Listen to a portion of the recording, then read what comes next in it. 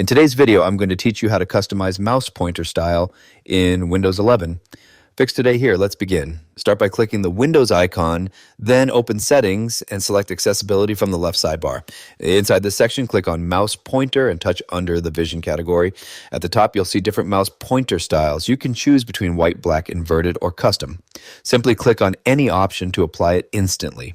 If you choose custom, you can select from recommended colors or click the plus icon to pick your own color. Feel free to try different colors and see which one works best for you.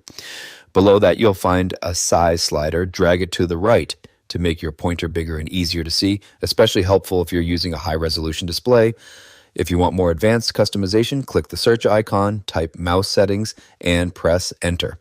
Scroll down and click Additional Mouse Settings. This will open the Mouse Properties window. Go to the Pointers tab. Here you can click the Scheme dropdown to choose from pre-installed cursor styles. If you want to customize specific icons, select one from the list, like Normal Select, then click Browse.